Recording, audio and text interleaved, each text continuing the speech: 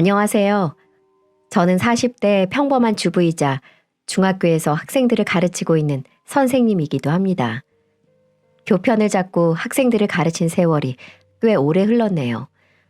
돌이켜보면 힘든 순간들도 많았고 집에서 울었던 적도 많았습니다. 그럴 때마다 가장 힘이 돼준 건 바로 남편이었죠. 힘들어서 포기할 것 같은 순간에도 꿋꿋하게 저를 지켜준 사람입니다. 동료 선생님의 소개로 만난 남편은 저랑 공통 분모가 참 많은 사람이었죠. 외제차 영업사원이었던 남편도 고객을 응대하는 일을 하다 보니 저랑 대화가 잘 통했어요. 나이도 2살 차이로 큰 위화감 없이 금세 친해질 수 있었고요. 연애하는 동안에도 큰 싸움이 없었습니다. 연애 기간이 길어지니까 양가 어르신을 뵙는 일도 자연스러웠고 제가 본 시댁 어른들은 더할 나위 없이 좋은 분들이었죠. 이렇게 좋은 분들이 멋진 아들을 키워내셨구나 라는 생각이 들 정도였어요.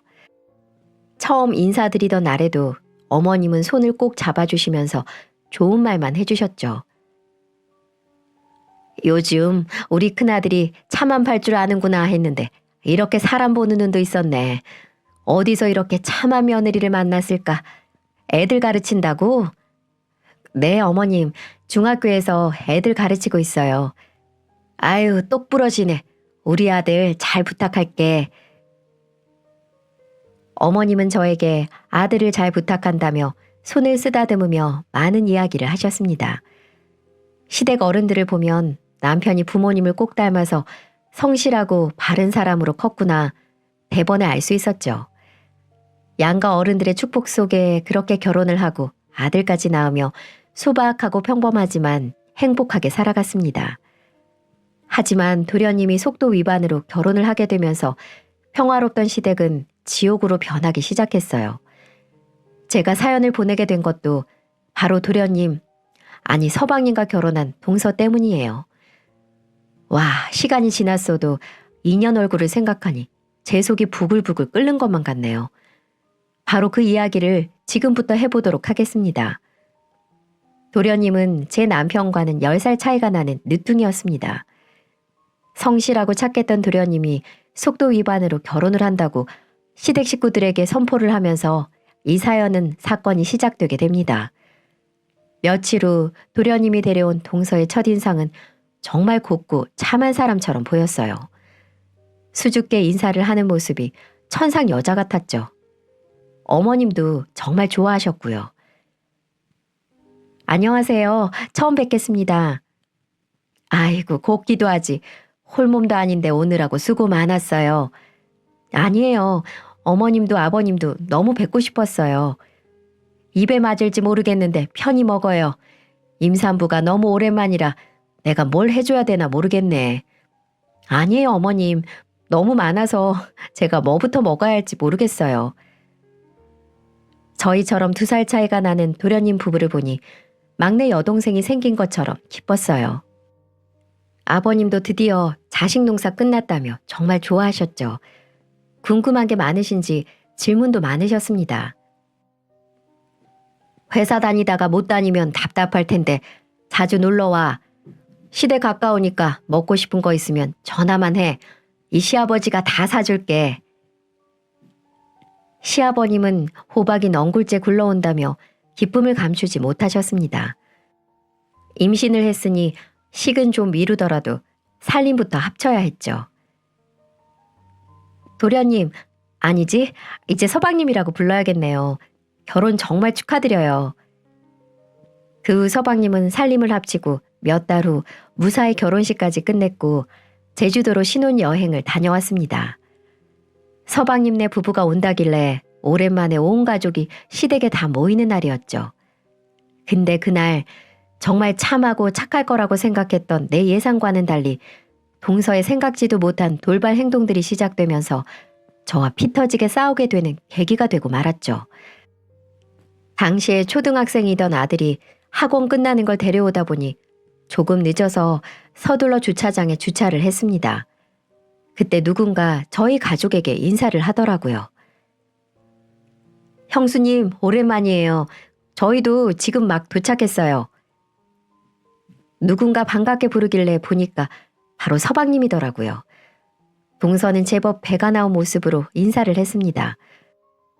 그런데 동서의 눈이 저희 부부가 주차했던 곳으로 향하더니 톤이 올라간 목소리로 뜬금없는 소리를 하는 겁니다.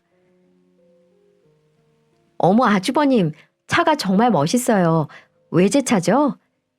아, 영업사원으로 일하고 있어서 직원 할인받아서 산 거예요. 그러셨구나. 저희도 아이 낳고 하면 좋은 차가 필요한데 아주버님한테 부탁 좀 해야겠어요. 남편은 외제차 영업사원으로 일하고 있는데 직원 할인을 받아서 살 수 있었어요. 아들이 하나 있어서 먼 미래까지 생각해서 크고 튼튼한 차를 구매했죠. 동서는 본인들은 경차를 타면서 우리가 외제차를 타고 오는 걸 보고 부러운 시선으로 바라보기 시작하더군요. 어머님은 진수성찬을 차려놓고 저희를 맞이해 주셨어요. 어떻게 다 같이 들어와? 잘 됐다. 다 같이 먹을 수 있겠네. 어머님 이게 다 뭐예요? 혼자서 다 하신 거예요? 저 일찍 부르시지 그러셨어요. 이 정도는 눈 감고도 차리지. 오늘하고 수고했다. 아유 우리 둘째 며느리는 배가 제법 나왔네. 몸도 무거울 텐데 어서 앉아라. 오랜만에 다 같이 모여서 그런지 즐거워 보이셨습니다. 서방님이 여행에서 있던 이야기도 듣고 선물도 열어보면서 시끌시끌한 저녁 시간이 흐르고 있었죠. 서로 근황을 묻던 중 어머님이 저에게 걱정스러운 듯 물으셨어요. 예, 큰애야. 내가 아까 낮에 시장 갔다 들었는데 너네 아파트 어제 불났다며? 너네 집은 괜찮은 거야? 아, 어머니 별거 아니에요. 저희 앞동에서 전기 누전으로 불이 났는데 금방 소방차가 와서 큰 사고는 없었어요. 소방차가 와서 그런지 다들 큰 불인 줄 알았다니까요. 천만다행이네. 이렇게 어머님과 전 어젯밤에 대해 말을 하고 있는데 불쑥 동서가 얘기를 꺼내더라고요. 그러고 보니까 형님네 집은 어디예요? 우리 집? 여기 사거리 지나서 있는 아파트야. 제 말을 들은 동서는 잠시 생각을 하더니 입을 열었어요. 아, 거기 알 것 같아요. 근데 거기 임대 아파트 아니에요? 지은 지 10년 넘은 걸로 알고 있는데. 맞아. 거기서 애 낳고 키우고 다 했어. 아, 임대 아파트에 살고 계셨구나. 저는 외제차 몰고 다니시길래 좋은 집에서 사는 줄 알았더니 그게 아니었네요. 뭐? 제가 임대 아파트 산다는 말에 동서는 저를 이상한 눈초리로 쳐다보기 시작했어요. 묘하게 동서의 표정이 바뀐 걸 금방 알 수 있었습니다. 기분이 많이 나빴지만 어른들도 계시고 해서 그날은 넘어가려고 애를 썼었죠. 그래서 어느 정도 저녁 식사가 끝날 무렵에 저는 분위기를 좀 바꿔보고자 이런저런 얘기를 하며 밥상을 치우기 시작했습니다. 어머님 정말 잘 먹었어요. 제가 치울 테니까 거실에서 쉬고 계세요. 이걸 혼자 어떻게 다 치워. 혼자 힘들어서 안 돼. 어머님이 치우시기까지 하면 제가 체할 것 같아서 그래요. 얼른 가서 쉬고 계세요. 동서하고 제가 치울게요. 이럴 때 써먹으라고 며느리들이 있는 거예요. 어서 가서 쉬고 계세요. 저는 그렇게 말씀드리며 동서에게 같이 치우자고 눈치를 줬습니다. 하지만 동서는 숟가락을 내려놓고 자리에서 일어나더니 어처구니 없는 얼굴로 제게 따지기 시작하는 겁니다. 형님, 저 임신했잖아요. 그런 거 못해요. 오래 앉아 있었더니 꼬리뼈도 아프고 저야말로 거실에서 쉬고 있을게요. 그러니 오늘은 형님 혼자 고생 좀 하세요. 이 정도는 혼자 할 수 있잖아요? 동서는 그렇게 말을 하며 어머님 옆으로 가더니 몸이 힘들다며 소파 밑에서 누워서 TV를 보는 게 아니겠어요? 어른들도 다 계시는 곳에 누워서는 본인이 보고 싶은 채널들을 돌리면서 혼자 깔깔거리며 웃고 있는 겁니다. 정말 마음 같아서는 리모컨을 뺏어서 당장 일어나 상 치우라고 말을 하고 싶었지만 이번 또한 분위기를 깨고 싶지 않아 그냥 넘어갔어요. 속으로 너 언제 한번 걸려봐라. 이 마음밖에 없었던 것 같습니다. 그렇게 저는 혼자 꾸역꾸역 상을 치우고 설거지하고 뒷정리까지 다 할 수밖에 없었네요. 그리고 힘겹게 다 치우고 나서 이제 좀 저도 거실에서 쉬려고 할 찰나에 이 눈치코치 없는 동서녀는 제게 심한 모욕감을 주는 거 있죠? 형님, 혹시 후식은 없어요? 밥 먹었더니 시원한 게 먹고 싶네요. 시원한 거? 한번 동서가 찾아봐봐. 냉장고에 음료라도 있겠지. 에이, 형님, 저는 누워있고 형님은 일어서 있잖아요. 일어나기 힘드니까 냉장고 가서 시원한 것 좀 꺼내주세요. 동서, 나 지금까지 부엌 치우다가 나왔어. 동서는 누워서 TV 보고 있었고, 그럼 조금이라도 양심이 있으면 동서가 나한테 이런 거 시키는 건 아니지 않나? 지금 어머님, 아버님이 있다고 이렇게 행동하는 거야? 저는 이렇게 말을 하며 시원한 거 먹고 싶으면 직접 갖다 먹으라고 알려주었습니다. 하지만 잠시 후 아버님이 일어나서는 동서 편을 들어주는 게 아니겠어요?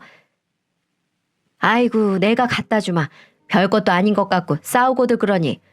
보니까 냉장고에 식혜도 있고 주스도 있는데 어느 거 갖다 줄까, 아가? 아버님이 그렇게 말씀하시며 동서에게 갖다 주시는데 저는 한순간에 못된 며느리로 비춰질 수밖에 없었네요. 정말 어찌나 동서가 얄밉게 느껴지던지 임신한 건 축하할 일이었지만 임신 핑계로 집안에서 상왕 노릇을 하고 있으니 제가 천불이 날 수밖에 없었습니다. 이 나이 먹고 10살이나 어린 동서랑 애처럼 싸울 수도 없고 제가 이해해 보려고 했어요. 그런데 제 이성의 끈을 끊어버린 건 동서였습니다. 그래서 저는 도저히 참지 못하고 질러버렸어요. 형님, 혹시 기분 나쁘신 거 아니죠? 기분 나쁜 건 아닌데 위아래가 없는 것 같다는 생각이 드네. 동서는 예절 교육이라는 건 받지 않고 살아왔나 봐. 아무리 임신했다고 해도 시부모님들 앞에서 대자로 누워있고. 어휴, 형님, 지금 시대가 어떤 시대인데 갑질하려고 하세요? 어머님, 아버님도 편히 누워서 쉬라고 그러는데 왜 형님이 나서서 집안 분위기를 깨시는 건데요? 나 참, 임신하면 뇌에도 살이 찌나? 개념이 좀 없는 것 같네. 왜 이렇게 애처럼 굴어? 뭐 애요? 지금 형님 말 다 했어요? 저도 참다 말한 거였어요. 부부 둘만 있는 거실도 아니고 시댁 식구들이 다 있는 데서 이거 달라 저거 달라 말을 하는데 어떻게 가만히 있을 수가 있나요? 그리고 제게 따질 때도 누워서 입만 쭉 나와서는 따지는 겁니다. 아무리 개념이 상실했다고 해도 이건 아니지 않나요? 결국 그날은 시부모님이 그만하라고 우리를 말리는 통에 참고 또 참을 수 있었지만 언제 한번 꼭 홍군형을 내야겠다고 다짐을 했습니다. 그렇게 그날은 마지막까지 기분을 잡치고 집으로 가기 위해 주차장으로 내려왔습니다. 그리고 서방님에게도 여느 날처럼 조심히 가라고 인사를 했죠. 서방님, 조심히 가세요. 다음에 집으로 한번 초대해줘요. 동서 출산도 얼마 안 남았는데 몸조리 잘하고. 알아서 할게요, 형님. 그리고 저희 집은 외부인 함부로 못 들어와서 초대는 좀 어려울 것 같네요. 뭐? 그게 무슨 말이야? 그렇잖아요. 오늘 그렇게 저랑 한바탕 난리를 쳤는데 어떻게 기분 좋게 형님을 초대할 수 있겠어요? 뭐 기분이 좀 나아지면 그때 봐서 초대하든가 할게요. 동서 진짜 마지막까지 이렇게 나올 거야? 신경 끄세요. 올해 임대 아파트 살면서 목소리 하나는 끝내주게 크네요. 기가 막혀서. 동서, 내가 사회생활을 해도 동서보다 더 했고 나이도 동서보다 한참 많아. 그런데 지금 말하는 말투가 그게 뭐야? 어서 사과하지 못해? 아, 끝까지 꼰대짓거리 하기는. 우리 갑니다. 이렇게 말하고는 창문을 올려버리고 가버리는 겁니다. 저희 부부는 동서 말에 완전히 넋이 나가버렸어요. 동서의 행동에 기가 막혔던 남편은 아들과 차로 돌아갔습니다. 그리고 사고를 친 건 동서인데 상황을 수습하는 건 서방님이었죠. 조금 뒤 저희에게 전화가 와서는 본인 와이프 대신 사과한다면서 기분을 풀라고 하더군요. 형수님, 제가 죄송해요. 이 사람이 피곤해서 예민해졌나 봐요. 다음에 제가 제대로 초대할게요. 오늘 고생 많으셨어요. 얼른 가서 쉬세요. 그리고 형한테도 말 좀 잘해주시고요. 정말 오늘 일은 죄송합니다. 네, 알겠어요. 그리고 서방님도 동서한테 다음부터는 어른들 다 계시는 곳에서 그러지 말라고 말 좀 당부해주세요. 아무리 임신했다지만 보기가 좋지 않아요. 부탁드릴게요. 네, 제가 잘 타이를게요. 조심히 들어가세요. 그렇게 그날은 완전 기분이 상한 채 끝이 났습니다. 저는 언제 한번 두고 보자 뼈를 갈기갈기 갈았고요. 하지만 동서의 아나무인 같은 태도는 날이 갈수록 심해졌어요. 언제 한 번은 도련님이 남편한테 어려운 부탁을 했습니다. 그건 바로 돈 4천만 원만 빌려달라고 했다는 거예요. 이유는 묻지 않고 그냥 힘들다고 빌려달라고 했다고 했는데 저희도 초등학생 아이를 키우다 보니 한창 돈이 많이 들어갈 때라 큰 돈을 빌려줄 형편이 아니었거든요. 그래서 남편에게는 정중히 거절하라고 했어요. 그리고 사실 가족끼리라도 돈 거래는 하는 건 아니라고 판단을 내렸기 때문에 그렇게 냉정하게 뿌리칠 수밖에 없었습니다. 나중에 돈 문제로 서로 인상 붉히기 싫기도 했고요. 하지만 동서는 그게 기분이 나빴던 건지 더욱더 제게 함부로 대하기 시작했습니다.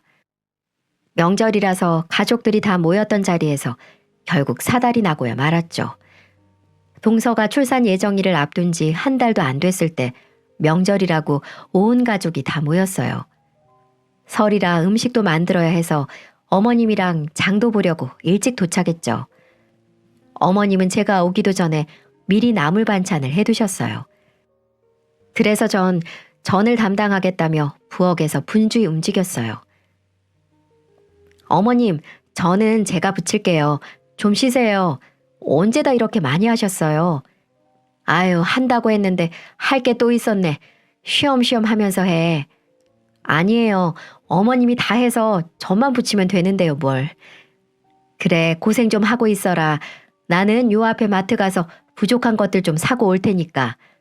네, 어머님, 천천히 다녀오세요.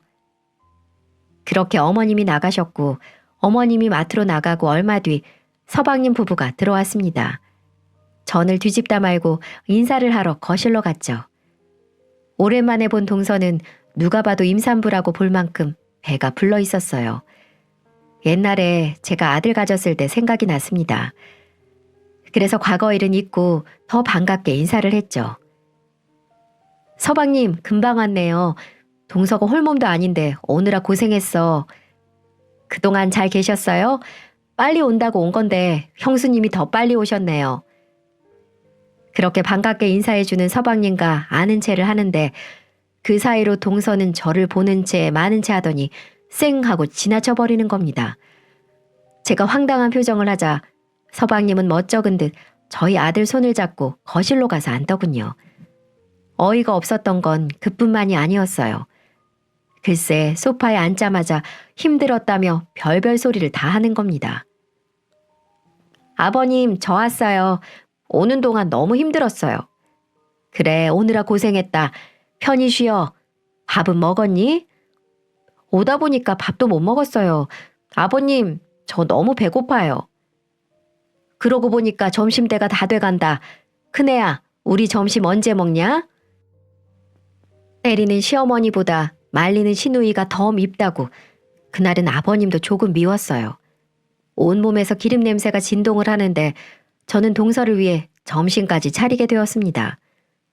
만삭인 동서한테 배달 음식을 시켜줄 수도 없고 홀몸도 아닌 사람이랑 기싸움하기 싫어서 그냥 한 상 차렸습니다. 어머님이 워낙 손이 크셔서 나물도 넉넉히 하셔서 찌개만 적당히 끓여서 점심을 간단히 차릴 수 있었죠. 동서는 아버님 옆에 딱 붙어서는 아부를 떨면서 밥을 먹는데 얼마나 얄미웠는지 몰라요. 아버님, 많이 드세요. 새해 손주 태어나면 많이 놀아주셔야 하는데 건강하셔야죠.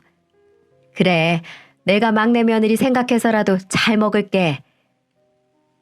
차린 건 저인데 왜 인사는 저쪽으로 하냐고 아버님께 따져 묻고 싶었지만 아들도 있는데 엄마가 유치하게 싸울 수는 없어서 조용히 듣고만 있었습니다. 근데 동서는 최소한의 선마저 넘고야 말았어요. 남편은 어제도 야근을 해서 방에서 자고 있었고 서방님네 부부랑 아버님, 저, 우리 아들 이렇게 둘러앉아서 밥을 먹고 있는데 갑자기 동서가 숟가락을 탁 내려놓는 게 아니겠어요? 놀란 아버님은 동서에게 왜 그러냐고 물었죠. 아가, 왜 먹다 말어? 음식이 입에 안 맞니? 아니요, 그게 아니고 아버님, 저 사실 친구들 중에도 임대 아파트 사는 친구 없거든요. 진짜 태어나서 임대 아파트 주민을 처음 봤는데 형님이랑은 밥 못 먹겠어요. 그게 무슨 말이니? 저희 엄마도 집을 보면 사람이 보인다고 임대 아파트 사람들 불쌍하고 남들에게 피해주는 기생충 같은 사람들 많잖아요. 우리 집안에 그런 사람이 한 명 있는데 뭐라고 말을 못하겠고 같이 식사하는 게 거북해서요. 네, 맞아요. 동서는 마치 작정이라도 한 듯 저를 향해 독서를 내뱉는 겁니다. 도대체 왜 이렇게 나를 모함하고 힘들게 하는지 아무리 철없고 어리다지만 정확히 이유는 알고 싶었어요. 또 저희 아들도 있는데 불쌍하니 없이 사느니 이게 다 할 소린가요? 당황한 서방님이 사과하려 했지만 저는 이제 가만히 사과만 받고 있기도 싫었습니다. 저는 참지 못하고 벌떡 자리에서 일어나서 따지기 시작했어요. 동서, 도대체 나한테 왜 이러는 건데? 설마 그때 돈 4천만 원 빌려주지 않아서 이러는 거야? 그래서 복수하는 거냐고. 어머 형님, 혹시 저한테 자격지심 있으세요? 그깟 4천만 원 있어도 살고 없어도 살거든요. 근데 그때 알았어요. 임대 아파트 사는 사람들은 의리도 없고 믿음도 없고 가족 간에도 도울 줄도 모르는 남이라는 사실을요. 만약에 형님이 우리한테 그런 부탁을 했더라면 저는 1초의 고민도 없이 들어줬을 거예요. 근데 우릴 못 믿고 매정하게 돈 안 갚을까 봐 거절을 해요? 맞네. 지금 내가 돈 안 빌려줘서 지금 이러는 거. 우리도 사정이라는 게 있고 상황이라는 게 있잖아. 근데 가족끼리 도와주지 않았다고 이렇게 철없이 행동을 하는 거야? 동서 때문에 작은 서방님이 얼마나 중간에서 난처하는지 몰라서 그러는 거야? 됐고요. 그때 우리 친정집이 망하기 일부 직전이라 부탁했었는데 형님이 우리한테 하는 행동 보고 저는 그때부터 형님으로 인정 안 하기로 했어요. 그러니까 저한테 동서 대접 받을 생각 하지도 마세요. 꿈 깨시라고요. 와, 정말 미치고 팔짝 뛰는 줄 알았습니다. 네, 맞습니다. 가족끼리 돈을 안 도와줘서 섭섭할 순 있겠죠. 하지만 아무리 그래도 이 좋은 명절에 이렇게 막갑할 식으로 나올 수가 있나요? 옆에서 듣고만 있던 서방님과 아버님은 작은 동서에게 그만하라고 타일렀지만 꿈쩍도 안 하더군요. 도대체 가정교육은 어떻게 배운 건지 모르겠지만 윗사람들은 동서 눈에는 하나도 안 보이는 것 같았어요. 마트에서 어머님이 오고 나서야 조금은 진정될 수 있었지만 이제는 제가 한 음식 가지고 태클을 걸기 시작하더군요. 어머, 이게 뭐야? 형님, 이걸 지금 전이라고 만드셨어요? 누굴 닮았는지 정말 못생기게 지지셨네요. 하나를 보면 열을 안다고 형님이 가르치는 아이들도 불쌍하네요. 아유, 형님 같은 사람한테 교육을 배우고 있고 우리나라 미래가 걱정이 되네요. 어머님도 동서가 말이 심했다고 생각이 드시는 건지 이번에는 동서에게 한마디 하셨습니다. 얘야, 너 지금 네 형님한테 말버릇이 그게 뭐니? 어디서 배워먹은 행동이야? 어서 잘못했다 말하지 못해? 가만히 지켜보고 있으려니까 지금 네가 선을 넘고 있잖아. 에이, 어머님 장난이에요. 그냥 웃자고 한 소린데 왜 이렇게 화를 내세요? 형님도 아시죠? 제가 지금 웃자고 장난친 거. 우리 이렇게 기분 좋은 명절에 하하호호 웃으면서 지내자고요. 세상에, 이렇게 말하며 미꾸라지처럼 빠져나가려고 하는 거 있죠? 그리고 어느새 저녁이 되었습니다. 형님, 요즘 애들 임대아파트 살면 왕따 당하고 무시받는 거 아시죠? 애 생각해서라도 이사를 가세요. 이건 정말 가족으로서 충고드리는 겁니다. 동서, 우리 집에 신경 좀 꺼. 동서가 생각하는 그런 아파트 아니니까 좀 모르고 있으면 닥치고 있으라고. 네? 임대아파트도 등급이 있어요? 그리고 임대아파트에 외제차가 어울리기나 해요? 여윳돈도 없는데 무슨 돈으로 그런 차를 굴려요? 제가 부들부들 떨자 서방님은 분위기 파악을 했는지 죄송하다며 동서를 데리고 밖으로 나갔습니다. 그리고 어머님은 저를 달래주려고 애를 쓰셨죠. 큰애야, 네가 속이 넓으니까 기분 풀거라. 나도 저 정도로 막무가내 아인 줄 몰랐구나. 나도 지금 속으로 벼르고 있어. 손주만 낳으면 내가 다리 몽둥이를 부러뜨려서라도 가정교육 처음부터 다시 시킬 거니까 네가 조금만 참어. 네, 어머님. 왜 저렇게 시간이 갈수록 애 같은 행동하는지 모르겠네요. 저보다 작은 서방님이 더 걱정이에요. 저런 동서를 어떻게 데리고 살지. 아유, 그러게 말이다. 안 그래도 며칠 전에 통화를 했었는데 아주 죽으려고 하더라. 비유 맞춰주기 힘이 드나 봐. 결혼한 걸 후회한다는 말까지 나왔다니까. 네? 정말요? 그래.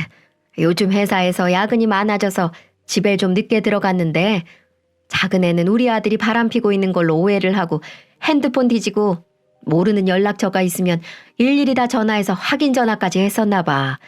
의부증에 집안일은 아예 할 생각도 하지 않고 얼마나 힘이 들면 혼자 힘들어서 술 먹고 전화를 했겠니. 아휴, 정말 힘드시겠네요.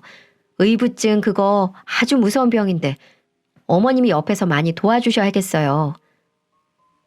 어머님은 제게 서방님과의 얘기를 해주시며 조금만 참아달라고 부탁을 하셨습니다. 그래서 저는 어머님도 이렇게 힘들어 하시는데 제가 무리하게 어른들 앞에서 싸우면 안 될 것 같아 죄송하다고 말씀드리고 알겠다고 말씀드렸죠. 그리고 먼저 손을 내밀려고 서방님 부부를 찾으러 나갔습니다. 괜히 저 때문에 싸우는 것 같기도 해서 마음이 편치 않았거든요. 조금 걸어 다니니까 서방님 부부가 바깥에서 싸우고 있더라고요. 그래서 저는 동네 사람들도 보고 해서 싸움을 말려야 될 것 같아 한 걸음에 달려갔습니다. 가면서도 이게 싸울 일인가 이해가 안 갔지만 임신했으니까 별게 다 예민했겠지.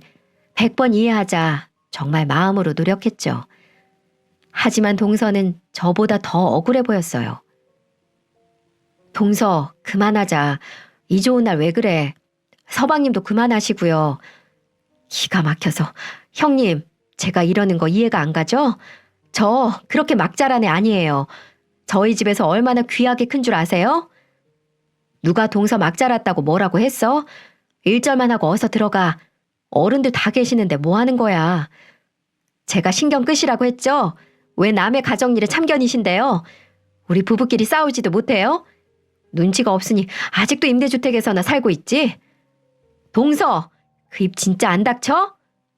이제야 본성이 나오시네요. 어디 임산부한테 욕짓거리를 하세요? 내가 지금 말 곱게 나가게 생겼어? 이 정도밖에 안 되는 사람이었어, 동서? 누가 선생 아니랄까봐 훈계질은. 가서 형님 분수에 많은 입주민들이랑 겸상하세요. 돈 좀 빌려달라니까 한 푼도 못 빌려준다고 발뺌할 땐 언제고 보라한 듯이 고급차를 끌고 온 거 저 보라고 그런 거 아니었어요? 당신 형수님한테 사과드려. 서방님은 동서를 향해서 소리를 쳤고 동서는 한 채의 양보도 없이 두 눈 부릅뜨고 소리를 질렀습니다. 지나가는 사람이 보면 만삭의 동서를 괴롭히는 고약한 사람이라고 오해하기 딱 좋았어요.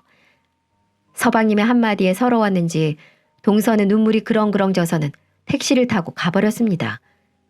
도대체 이게 무슨 경우인가요?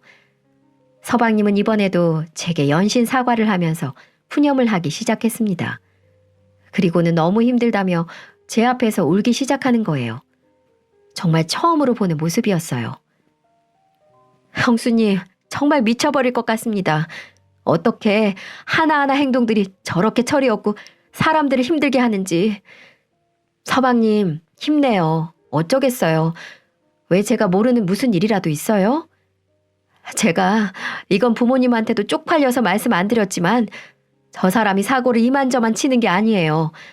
저번에 4천만 원 빌려달라고 했을 때도 글쎄 처갓집에서 어떤 사람한테 사기를 쳐서 그거 합의 보려고 금액이 부족해서 부탁을 하더라고요.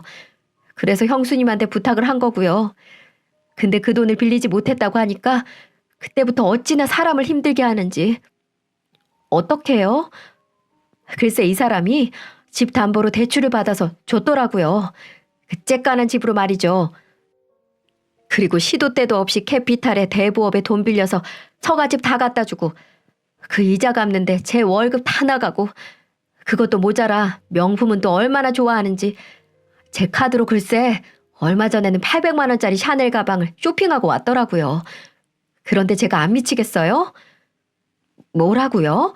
그 비싼 가방을요? 그것뿐인 줄 아세요? 얼마 전에는 내가 무슨 여자를 만나고 있다고 오해를 해서는 제 핸드폰 다 뒤지고 회사까지 와서 잠복하고 있고 정말 사는 게 아니라고요. 정말 죽고만 싶어요, 형수님. 정말 애만 아니면 당장이라도 이혼하고 싶어요. 지금 너무 지쳤어요. 서방님의 말은 정말 충격적이었어요. 사기꾼 처갓집도 모자라서 사치에 의부증에 폭언까지 정말 누가 봐도 힘들어 보였습니다. 하지만 제가 해줄 건 없었어요. 그저 어깨를 토닥여주고 힘내라는 말 정도밖에 없었죠. 만상만 아니면 당장 쫓아가서 인생 그렇게 살지 마라 홍군형 내주고 싶었지만 괜히 그랬다가는 뱃속의 아이가 잘못되기라도 할까봐 이러지도 저러지도 못한 상황이었기 때문이었죠. 저는 조금만 참으라고 말을 해주고 서방님을 이끌고 시댁으로 들어갔습니다. 먼저 동서가 집에 가버렸다고 시부모님에게 말을 하자 황당한 표정으로 에이 하시고는 안방으로 들어가 버리셨습니다. 아무래도 화가 많이 나셨겠죠. 이 동서라는 여자 때문에 기쁜 명절이 완전 망가져버리는 순간이었습니다. 그렇게 소란스럽던 명절이 지나고 드디어 동서는 출산을 했습니다. 건강한 딸을 출산한 동서 소식에 시댁에서도 좋아해 주었어요. 아들만 있는 집에 드디어 딸이 생겼으니 얼마나 기쁘셨을까요? 저는 가기도 싫었지만 시부모님이 같이 가자고 재촉하는 바람에 제 아들과 함께 따라 나서게 됐습니다. 처음 가본 서방님네 집은 생각보다 깔끔했어요. 서방님이 반갑게 맞이해 주었고 시부모님들은 너무 귀여운 손녀를 안으시며 입가에 미소를 지으셨어요. 아유, 어쩜 이렇게 예쁘니? 엄마 닮아서 이렇게 예쁜가? 고생했다. 시아버지가 돼서 뭐라도 해주고 싶은데 필요한 거 있으면 다 말해라. 그래, 네 시아버지가 어디 금두껍이라도 숨겨둔 것 같은데 말만 해. 없는 것도 만들어다 해줄 것 같다. 어머님이랑 아버님의 즐거운 대화가 오갔고 저희 부부도 아이를 안아봤습니다. 그때 제 아들이 아기가 궁금하다며 손을 만지작거렸어요. 그런데 그때 제 아들 손을 딱 뿌리치는 게 아니겠어요? 그러면서 제 아들을 향해 손가락질을 하는 겁니다. 저리 가지 못해? 우리 애는 임대 아파트 애랑 못 놀게 할 거야. 너는 거실에 앉아 있어. 동서의 말에 제 아들은 당황한 얼굴로 얼어 있었고 모든 가족들은 제 눈치를 살피기 시작했어요. 제 얼굴이 심상치가 않았거든요. 어떤 부모가 아들이 그런 무시를 당했는데 기분이 좋을 수가 있나요? 출산이고 뭐고 다 엎어버릴 각오로 말을 했습니다. 이 문제를 짚고 넘어가지 않으면 내 아들이 말도 안 되는 상황에 상처를 받을 것 같았거든요. 동서, 얼른 사과해. 지금 이게 뭐 하는 짓이야? 제 자식 제가 알아서 키우겠다는데 형님이 왜 그러세요? 이게 동서가 말하는 자식 교육이야? 어릴 때부터 자기 분수를 알고 커야 헛꿈을 안 꾸죠. 형님도 자식 교육 똑바로 시키세요. 임대 아파트 사는 주제 어디서 훈계질이세요? 야! 내가 네 인생이 불쌍해서 말 안 하려고 했는데 그 집 내 집이야. 진짜 좁아터진 집구석만큼 생각하는 게 어떻게 그렇게 어리석냐? 거짓말 시키기는 구차한 변명 마세요. 너는 임대 아파트가 전부 서민들이 살고 노인들이 사는 그런 곳인지 아나 본데 가서 네이버에 검색이라도 해봐 이 멍충아. 이렇게 사회생활도 못하면서 인생을 어떻게 살려고 하냐? 우리가 사는 아파트 10년 채워서 분양 전환해서 소유권 이전했거든? 네 머릿속에는 온갖 의심과 시기와 질투가 만연한데 네가 그런 걸 알 리가 있냐? 저는 그동안 쌓여있던 응어리를 다 쏟아냈습니다. 서방님께 미안했지만 제 아들을 건드리는 건 동서의 실수였어요. 아들은 건들면 안 됐죠. 감히 내 새끼를 무시하는데 그냥 넘어갈 엄마는 없다는 걸 호되게 보여줬습니다. 동서는 서방님한테 눈빛으로 정말 제가 말한 거에 대해 맞냐고 물었고 서방님은 맞다고 고개를 끄덕였습니다. 야, 지금 네가 살고 있는 이 코딱지만한 집 두 채는 살 수 있어. 한 번만 더 내 앞에서 주제도 모르고 막말했다가는 죽을 줄 알아. 알았어? 황당한 얼굴로 안절부절하는 걸 보니 국가왔습니다. 그리고 그 모습을 본 시어머니는 벌떡 일어나셨어요. 그리고는 짐을 챙기며 말씀하셨죠. 원 기가 막혀서 손녀딸이 너처럼 클 거라고 생각하니까 정이 뚝 떨어진다. 어떻게 애를 낳아서도 이렇게 분란을 일으키니? 일반 아파트면 어떻고 임대 아파트면 어때? 왜 그런 걸 가지고 자꾸 네 형님한테 시비를 거는 건데? 이러다 나중에 우리한테도 시비 걸겠다. 어디 무서워서 며느리를 볼 수 있겠니? 이제는 나도 지친다, 지쳐. 어머님, 무슨 말씀이세요? 그런 게 아니고 제가 정말 잘 몰랐어요.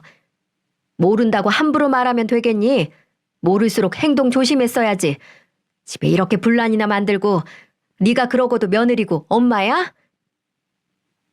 어머님은 그렇게 말하고서는 우리에게 나갈 채비를 하라면서 먼저 현관문으로 나가셨습니다.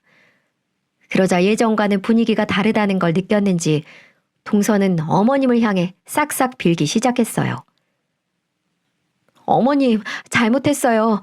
제 말버릇 고칠게요. 제가 다시는 안 그럴게요. 동서는 어머님한테 매달리듯이 애원했지만 어머니는 세차게 뿌리쳐 버렸습니다. 그리고 그 모습을 막은 건 다름 아닌 서방님이었어요. 서방님은 동서를 어머님한테 떨어뜨리며 어금니를 꽉 물고 말했습니다. 내가 진짜 참으려고 했는데 나 도저히 너랑 못 살겠다. 내가 웬만하면 다 참아보려고 했는데 너는 우리 가족들이 시댁으로 보이기는 하니? 부모님이라고 생각을 하는 거야? 그럼 당신 부모님인데 내 부모님이나 마찬가지지. 편해서 그랬어. 이제 안 그러면 될 거 아니야. 여봐, 당신은 뭘 잘못했고 뭘 앞으로 해야 될지 모르는 사람이야. 어떻게 해서든지 당신하고 살아보려고 하루에도 몇 번씩 마음을 다잡고 있는데 도저히 안 되겠다. 우리 이혼하자. 서방님은 온 가족들이 다 보는 앞에서 폭탄 선언을 해버렸습니다. 저뿐만 아니라 남편, 시부모님, 동서까지 그 폭탄 선언에 깜짝 놀라고 말았죠. 하지만 서방님의 말은 그냥 해본 말이 아니었습니다. 그동안 쌓였던 걸 마치 분출이라도 하듯 오열을 하며 계속 말하기 시작했어요. 내가 우리 가정은 어떻게든 지키려고 했는데 당신 같은 여자랑 살면 내가 먼저 미쳐버릴 것 같아. 당신 같은 사기꾼 집안, 능력도 없으면서 사치만 좋아하고 어른들 있는데도 마치 지 세상처럼 누워서 TV를 보지 않나. 형제간의 사이를 이간질시키질 않나. 내 월급을 전부 카드값 대출금으로 쓰질 않나. 내가 여기서 더 어떻게 해야 되겠니? 지금 이 순간부터 이 집에서 나는 나갈 거니까 더 이상 찾지 마. 서방님은 정말 이렇게 말을 하며 가장 먼저 집을 나가버렸습니다. 제 남편이 놀라서 서방님에게 달려갔고 저는 시부모님을 모시고 집을 나와버렸어요. 동서는 애타게 우리를 불렀지만 누구 하나 동서의 부름에 응답해주는 사람은 없었죠. 모두들 한마디로 질려버려서 상종도 하기 싫었던 거였죠. 그날 저녁 남편과 서방님은 술이 떡이 돼서 저희 집으로 왔습니다. 그리고는 당분간 저희 집에서 지내면 안 되냐고 부탁을 하더군요. 시부모님 집으로 가면 매일같이 찾아와 귀찮게 할 것 같다면서 형수님이 있는 이 집이 안전할 것 같다면서 말을 하더군요. 저는 안쓰럽기도 하고 안타깝기도 하는 마음에 내 집처럼 편안히 생활하라고 하고는 옷방을 내주었습니다. 그리고 이부자리도 깔아주었죠. 남편 말을 들어보니까 술을 먹으면서도 이제 갓 태어난 조카가 불쌍하다면서 하루 종일 울었다고 했어요. 그만큼 마음이 어리고 착한 서방님이었습니다. 그리고 다음 날 정말 서방님은 변호사를 선임해 이혼 소송을 진행했습니다. 놀란 동서는 서방님의 마음을 돌리려고 애를 썼지만 서방님은 꿈쩍도 하지 않은 걸로 보였습니다. 그러자 얼마나 황당한 일이 있었는 줄 아시나요? 세상에나 아이 키우는 게 힘들다며 우는 자기 아이를 놔두고 집을 나가버린 겁니다.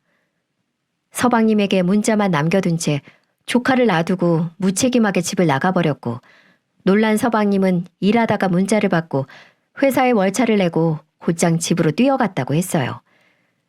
동서 그녀는 이혼 소송을 이런 식으로 진행을 하면 본인에게 모든 게 불리하게 적용될 걸 알았던 건지 소중한 생명, 자기 딸마저 버린 채 가버렸던 거였습니다. 정말 쓰레기 중에 최악의 쓰레기이지 않나요? 그러면서 며칠 뒤에 합의 이혼해 줄 거니까 서방님한테 2천만 원만 달라고 부탁을 했다고 하더군요. 카드값하고 대출금을 갚아야 된다면서 말이죠. 정말 미친년이 맞았어요. 하지만 서방님은 아이를 두고 도망간 아내를 보고 더 이상 호구가 아니었습니다. 이를 바드득 갈기 시작했어요. 처갓집에 자기 모르게 대출받아 갖다 준 돈, 정신적인 위자료 등도 소송을 같이 걸어서 정신머리 혼미할 정도로 탁탁 털어버리기 시작했습니다. 그러자 서방님한테 그냥 합의 이혼해 줄 테니 소송만은 제발 취하해달라고 싹싹 빌기 시작했고 몇 번이나 애걸복걸하며 다시 자신을 받아달라고 성가시게 했다고 하더군요. 동서가 집을 나간 후 조카는 시어머님이 봐주기 시작하셨는데 시댁까지 찾아가서 시부모님께 잘 좀 중재해달라고 부탁을 했다고 했어요. 그러자 시모는 그동안 쌓였던 감정들을 한꺼번에 풀어버렸다고 합니다. 주방에서 굵은 소금을 한 바가지로 가지고 와서는 얼굴에 팍팍 뿌려버렸다고 하는 거 있죠? 이년아, 여기가 어디라고 찾아와? 애새끼 버리고 도망간 년이 무슨 낯짝으로 찾아오냐고?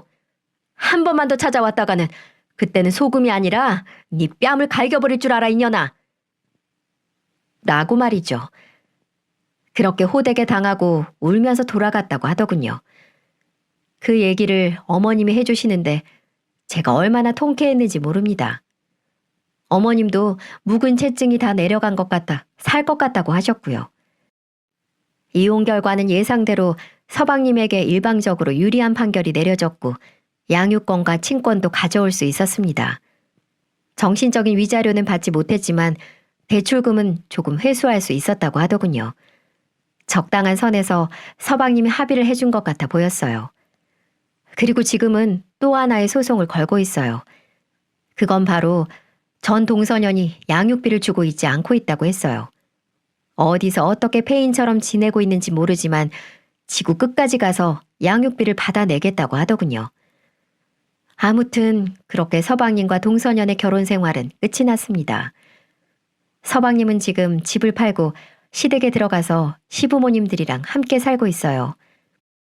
솔직히 그 동서년이 있을 때보다 얼마나 얼굴이 좋아지고 편안해지는지 몰라요. 그러면서 얼마나 동서한테 질려버렸는지 여자는 아예 쳐다도 안 본다고 하더군요.